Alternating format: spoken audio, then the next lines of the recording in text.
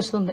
నేనేమంటానంటే అప్పటికీ కూడా ఇంకా సమర్థించుకోవడం ఎంత దారుణంగా సమర్థించుకుంటున్నాడంటే వాళ్ళ నాయకులందరూ బయటకు వచ్చి ఇదేదో మార్ఫింగ్ చేశారు, ఇలా చేశారు, అలా చేశారని క్లియర్ గా వీడియోలో కనిపిస్తుంది. సింగయ్య అనే దళితుడు ఆ కారు కింద పడి నలగడం క్లియర్ గా కనిపిస్తా ఉంది. ఇటువంటి పరిస్థితుల్లో కూడా కనీసం ఆపకుండా వెళ్ళిపోయే పరిస్థితి కనిపించింది. అంటే చాలా మంది జగన్మోహన్ రెడ్డి గురించి అతను మాట్లాడితే బయటకు వచ్చి విలువలు, నీతి, నిజాయితీ, జాలి, దయ ఇలాంటి పదాలు కొన్ని జగన్మోహన్ రెడ్డి నోట్లోంచి రాకూడదండి. ఎందుకంటే ఈరోజు అటువంటి ఆ మాటలు మాట్లాడడానికి కూడా పూర్తిగా అర్హత లేనివాడు జగన్మోహన్ రెడ్డి. అటువంటి వ్యక్తి ఈరోజు పైగా దాన్ని సమర్థించుకోవడం ఏంటి? నిజంగా యాక్సిడెంటల్ పడ్డాడు అనుకుంటే వెంటనే బయటకు తీసి ఒక హాస్పిటల్కి పంపించుంటే ఒక నిండు ప్రాణం బతికేది. ఈరోజు ఆ కుటుంబానికి సింగయ్యని తీసుకొచ్చి ఇవ్వలేడు కదా. ఆయనైతే చక్కగా ప్రయాణం అంతా చేసుకుని ఆ విగ్రహం ఆవిష్కరణ చేసుకుని మళ్ళీ ఇంటికి వచ్చి హ్యాపీగా కూర్చున్నాడు. 2 ప్రాణాలు పోయినాయి. ఆ 2 ప్రాణాలను తీసుకొచ్చి ఇచ్చేవాడు కాదు కదా. అంటే బయటకు వచ్చి ఒక అతను అంటాడు, ఎవడో మా కార్యకర్తే కదా చచ్చిపోయాడు. అరే మీ కార్యకర్త చచ్చిపోయిన మనిషి, అక్కడ మనిషి చనిపోయాడన్న సంగతి మీకు ఎందుకు గుర్తు రావట్లేదు? ఆ మనిషి చనిపోవడానికి కారణం ఆ నాయకుడే అన్న సంగతి ఎందుకు గుర్తు రావట్లేదు? మళ్ళా పైగా దాన్ని సమర్థించుకునే పరిస్థితి మనందరం కూడా చూస్తూ ఉంటే సమాజంలోని హింసను ప్రేరేపించే పరిస్థితి. ఎంత దారుణంగా హింసను ప్రేరేపిస్తున్నాడండి. అంటే ఒక నేరస్తు చాలా సందర్భాల్లో గౌరవ చంద్రబాబు నాయుడు గారు ఒక మాట అంటారు, సీఎం గారు ఒక మాట అంటారు, రాజకీయ ముసుగులో ఉన్న ఒక నేరస్తుడు. ఎస్, ఆ పదానికి ప్రాపర్ యాప్ట్ ఎవరంటే జగన్మోహన్ రెడ్డి. ఒక రాజకీయ నేపథ్యం ఉన్న వ్యక్తి రాజకీయ ముసుగులో ఉంటే ఎలాంటి అనర్థాలు దారితీస్తాయో ఇప్పుడు జగన్మోహన్ రెడ్డి పర్యటనలు కూడా అలాగే మనం చూస్తున్నాం. మీరు ఒకసారి అబ్జర్వ్ చేయండి. సత్యసాయి జిల్లాకి ఒక పరామర్శకి పోయాడు. ఆ రోజు అలాగే హెలికాప్టర్ దగ్గర రచ్చ చేశారు వైసీపీ కార్యకర్తలు.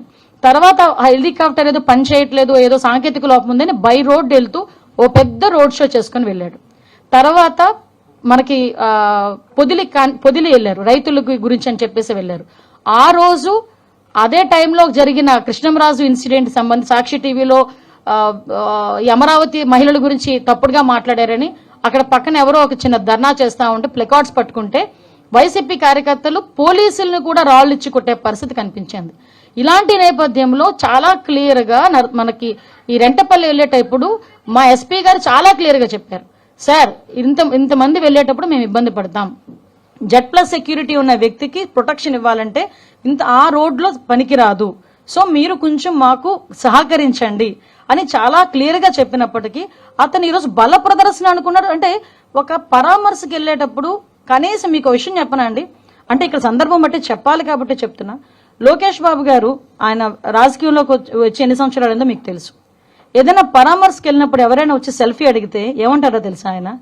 ఇది సందర్భం కాదు బాబు సెల్ఫీ తీసుకోవటానికి, నేను వచ్చింది పరామర్శకి, నేను ఇంకేదైనా మీటింగ్కి వచ్చినా లేకపోతే ఇంకో ప్రోగ్రామ్కి వచ్చినా కంపల్సరీ సెల్ఫీ ఇస్తా అని ఏదైనా మామూలు ప్రోగ్రామ్కి వస్తే వచ్చిన ప్రతి కార్యకర్తకి కూడా 2000 మంది ఉన్నాయండి, 3000 మంది నుండి సెల్ఫీ ఇచ్చి వెళ్తాడు. అది లోకేష్ గారి తాలూకా రాజకీయ పరిణితి. అది ఇతగాడు ఈ రోజు రాజకీయంలో కొత్తగా వచ్చిన వ్యక్తి కాదు కదా. వాళ్ళ నాన్నగారు ఉన్నప్పటి నుంచి కూడా రాజకీయాల్లో ఉన్నాడు ఆయన. వాళ్ళ నాన్న ఒక ముఖ్యమంత్రి చేసిన వ్యక్తి. ఈయన రాజకీయాల్లోకి వచ్చి ఇంచుమించు 15 సంవత్సరాల పైన 20 సంవత్సరాల పైన అయింది.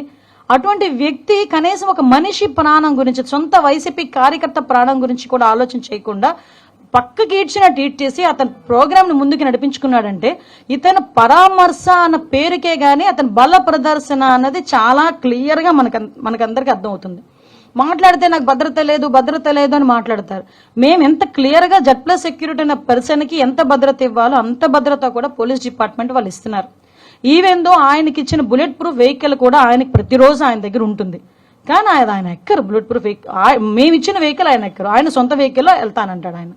కానీ ఆయన ఎక్కినా ఎక్కకపోయినా ఒక Z+ సెక్యూరిటీ ఎక్కిన వ్యక్తికి మేము ఇవ్వాలి కాబట్టి బుల్లెట్ ప్రూఫ్ వెహికల్ అక్కడ మేము కంపల్సరీ ఇస్తాం. అంటే నేను ఇక్కడ ఎందుకంటే మాట్లాడుతున్నానండి, ఎవరి భద్రత గురించి అయినా కూటమి ప్రభుత్వం ఎక్కడా కూడా ఎటువంటి పొరపచ్చాలు లేకుండా చాలా ట్రాన్స్పరెన్సీగా భద్రత కల్పిస్తున్నాం. అయినప్పటికీ కూడా కావాలని విద్వేషాలు రెచ్చగొట్టేటట్టుగా మొన్న